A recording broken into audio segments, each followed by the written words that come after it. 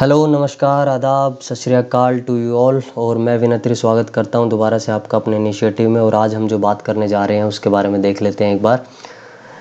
आज जो हमारा टॉपिक होगा वो होगा, सबसे पहले हम थोड़ा सा बात करेंगे पोलन ग्रेन्स के बारे में। और अभी तक जो मैंने आपसे बात की है उसके बारे में आपको बता देता हूँ, ठीक है। सो रिप्रोडक्शन में हम 3 इवेंट्स देखते हैं। पहला है प्री फर्टिलाइजेशन, जिसमें हम बात करते हैं गैमेटोजेनेसिस के बारे में, जिसमें हमने अभी तक बात की है मेल गैमेट्स या male gametophyte that is pollen grain, है ना, जो कि क्या रिलीज़ करेगा, मेल गैमेट रिलीज़ करेगा। और female gametophyte that is embryo sac, और जिसके पास क्या है, एग है, ठीक है। और प्री फर्टिलाइजेशन में दूसरा जो इवेंट होता है, पहला गैमेटोजेनेसिस और दूसरा होता है गैमेट का ट्रांसफ़र। और गैमेट का ट्रांसफ़र के जो प्रोसेस को हम क्या कहते हैं फ्लावरिंग प्लांट में, पोलिनेशन, ठीक है, जिसके बारे में आज हम बात करेंगे। तो ये है पोलिनेशन, बात समझ में आ गई, ठीक है। इसके बाद पोलिनेशन यानी कि जब ट्रांसफ़र हो चुका होगा, ठीक है ना, पोलन ग्रेन्स जब पहुंच चुके होंगे एग के अंदर, जब एक प्रोसेस स्टार्ट होगा उसको हम बोलेंगे फर्टिलाइजेशन। तो पहला है इवेंट प्री फर्टिलाइजेशन इवेंट्स, फिर दूसरा फर्टिलाइजेशन का इवेंट, और तीसरा फिर फर्टिलाइजेशन जब हो चुके होंगे, जब जाइगोट बन चुका होगा, फिर आगे की जो डेवलपमेंट होगी that is post fertilization event, ठीक है। तो इतनी सब चीज़ों के बारे में हमें यहाँ पर, तो आज हम जो बात करेंगे वो हम इस चीज़ के प्री फर्टिलाइजेशन इवेंट के गैमेट ट्रांसफ़र यानी कि पोलिनेशन के बारे में बात करेंगे। उससे पहले मैं आपको पोलन ग्रेन्स के बारे में इंट्रोड्यूस तो पहले ही करवा चुका हूँ कि पोलन ग्रेन्स होते हैं, ठीक है ना, जनरली 2 सेल स्टेज में सीक्रेट हो जाते हैं। एक जो सेल होता है बड़े वाला उसको हम बोलते हैं वेजिटेटिव या ट्यूब सेल, दूसरा जो स्पिंडल शेप्ड होता है उसको हम बोलते हैं जनरेटिव सेल। इन दोनों सेल का क्या रोल है वो देखेंगे आगे, ठीक है। और इसकी ये प्लाज्मा मेम्ब्रेन है, ये इंटाइन है जो कि सेलुलोज और पैक्टिन से बनी होती है। बाहर वाली जो एक्साइन है जिसमें जम्पोर भी होता है जो कि स्पोरोपोलेनिन से बनी हुई होती है, ठीक है। मोस्ट रेजिस्टेंट सब्सटेंस होता है स्पोरोपोलेनिन, है ना, लिविंग वर्ल्ड में। तो ये सब बातें हम यहाँ पर करते हैं, ठीक है। पोलन ग्रेन्स से होने वाली एलर्जी को हम हे फीवर बोलते हैं। पोलन ग्रेन्स एडिबल भी होते हैं। पोलन ग्रेन्स को athlete and normal human beings भी यूज़ करते हैं to increase their stamina, endurance, power, है ना, all these things in the form of powder, syrup, tablets, ये सब चीज़ें की फॉर्म में, ठीक है। ओके, सो एक जो कंसेप्ट है वो वायबिलिटी का कंसेप्ट है। वायबिलिटी मतलब the period for which pollen grains are able to fertilize the egg, ठीक है, कितने पीरियड तक वो फर्टिलाइज कर सकते हैं एग को। तो वो अलग अलग होते हैं, जैसे व्हीट राइस में 30 मिनट, और ज़्यादातर प्लांट्स में हम देखेंगे कुछ महीनों का होता है, ठीक है। ओके, ये साइज़ के बारे में बताया हुआ, जैसे स्मॉलेस्ट किसका है, लार्जेस्ट किसका है, लॉन्गेस्ट किसका है, ये आप देख लीजिएगा, ठीक है।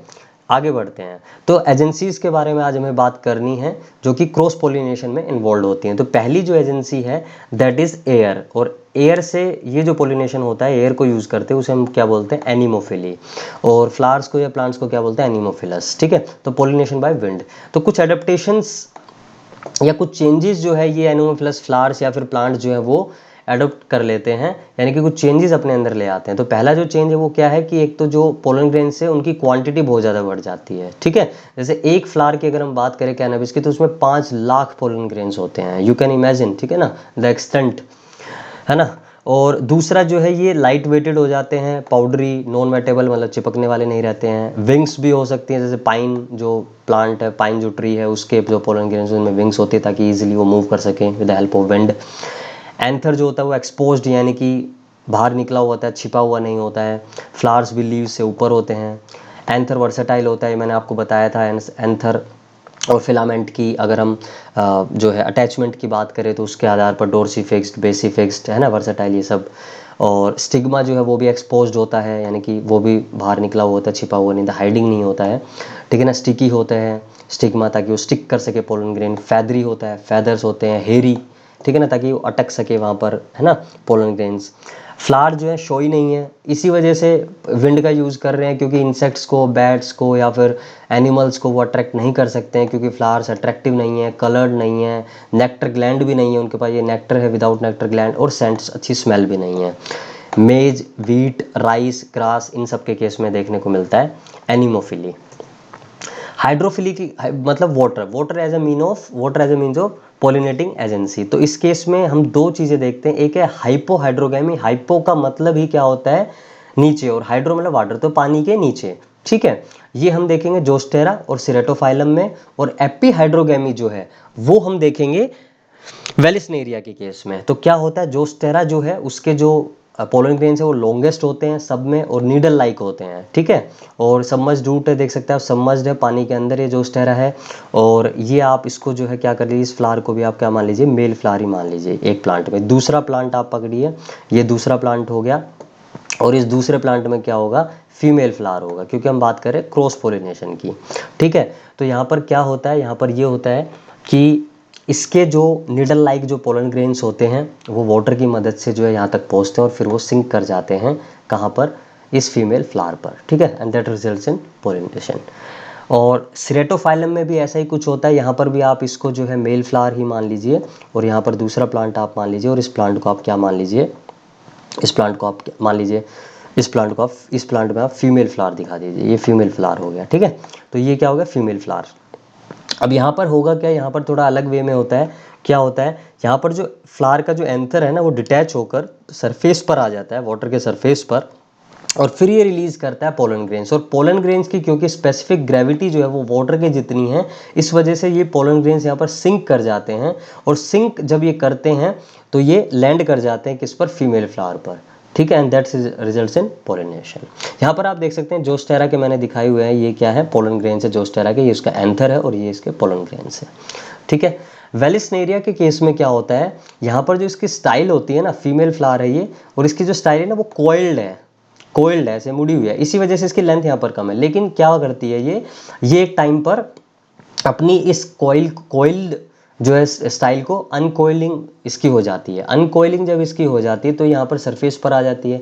इधर से जो दूसरे प्लांट का जो मेल फ्लावर है वो डिटैच हो जाता है पेटल्स सेपल्स के साथ, और यहाँ पर ओबियसली स्टेमन भी होगा, और एंथर जो है पोलन ग्रेन रिलीज करेगा, एंथर वाटर की मदद से फ्लोट करेंगे, और फ्लोट करने के बाद ये यहाँ पर पहुँच जाएंगे। यहाँ पर देखिए स्पेसिफिक ग्रेविटी अलग है, इस वजह से सिंक नहीं कर रहे हैं ये जो है वाटर पर फ्लोट कर रहे हैं, और फ्लोट करने की वजह से जो इसको जो अपनी स्टाइल को जो है इसको क्या करना पड़ा है, अनकॉइल्ड करना पड़ा है, ठीक है। तो ये बात आपको समझ में आप, क्योंकि ये वाटर के सरफेस हो रहा है इसलिए इसको एपी हाइड्रोकेमी बोलते हैं, ये वाटर के सरफेस पर नहीं बल्कि अंदर हो रहा है, ठीक है प्रोसेस, तो इसको इसलिए हाइपो हाइड्रो बोलते हैं, ठीक है।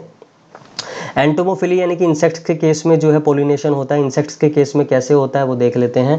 देखिए सबसे पहले जो अडेप्टेशन है जो ये अपने अंदर चेंजेस लेकर आते हैं, पहले तो ये फ्लावर्स ब्राइटली कलर्ड हो जाते हैं, लेकिन बोगनविलिया के केस में ऐसा नहीं होता है ना। तो यहाँ पर क्या होता है, फिर अट्रैक्ट करने के लिए ब्रैक्ट यानी कि मॉडिफाइड जो लीव्स होती हैं वो कलर्ड हो जाती हैं to attract the pollinating agency that is insect.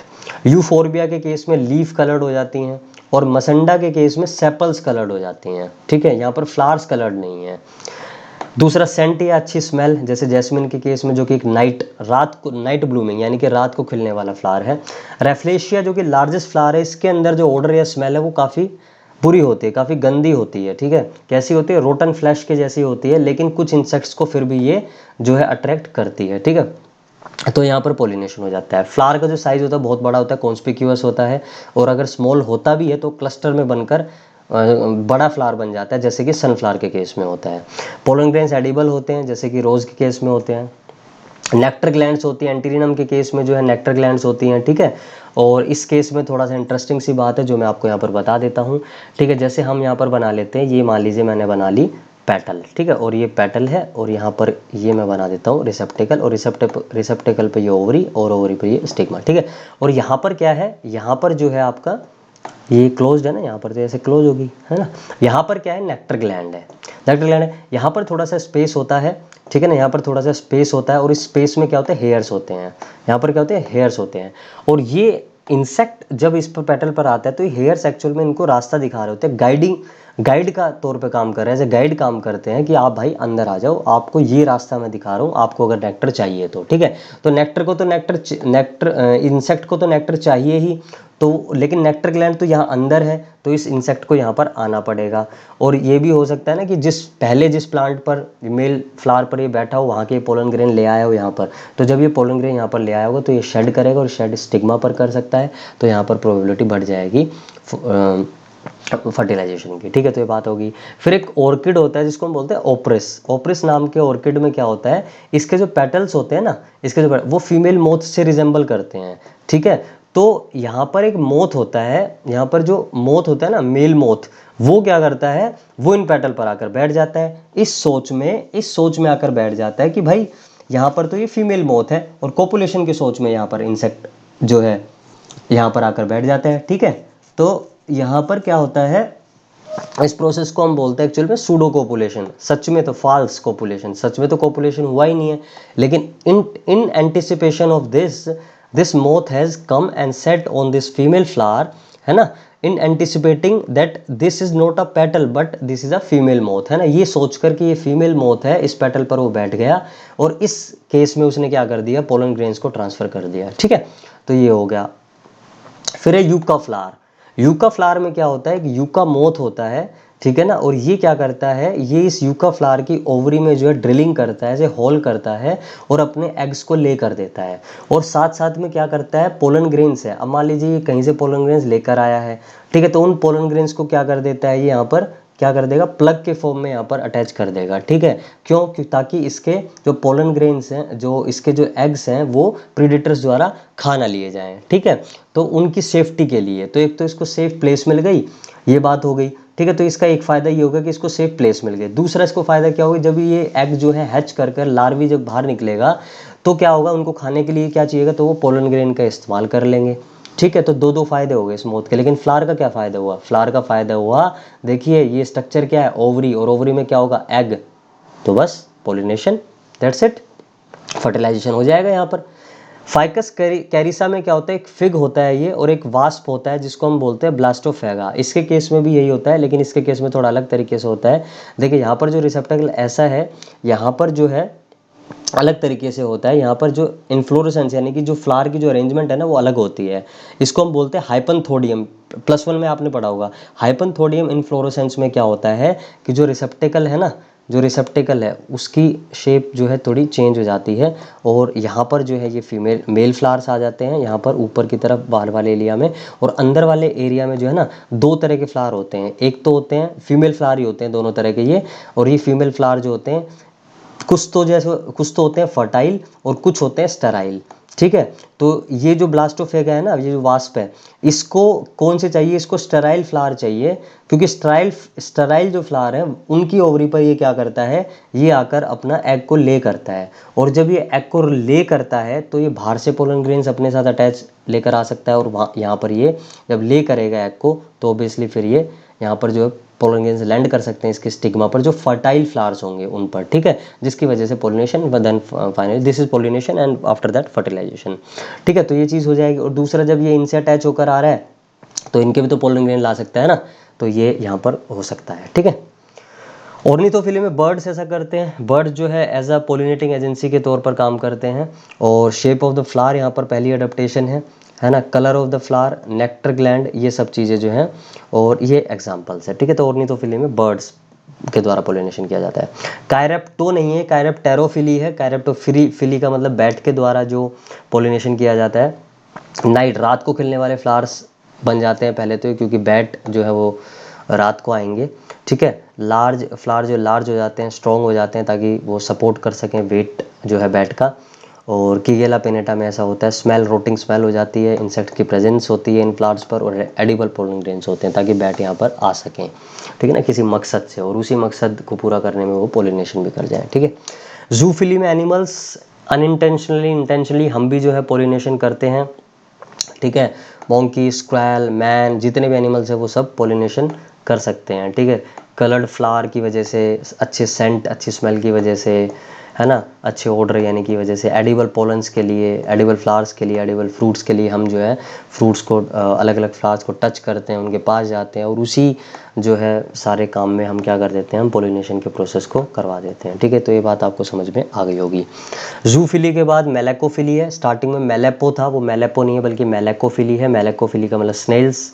यहाँ आप देख सकते हैं इस फिगर में, ये स्नेल है और ये पोलिनेशन करवाता है। ठीक है, ओफियोफिली स्नेक्स जो है सेंटलम यानी कि सैंडलवुड, चंदन के पेड़ में जो है स्नेक्स करवाते हैं। मिलमैकोफिली आंट्स, चींटियों के द्वारा जो पोलिनेशन होता है। ठीक है, तो ये इतनी सी बात हमें यहाँ पर करनी थी। अगला जो प्रोसेस होगा वो होगा फर्टिलाइजेशन का। तो अभी के लिए मैं आपसे विदा चाहूँगा, और आज के लिए इतना ही। Thank you very much.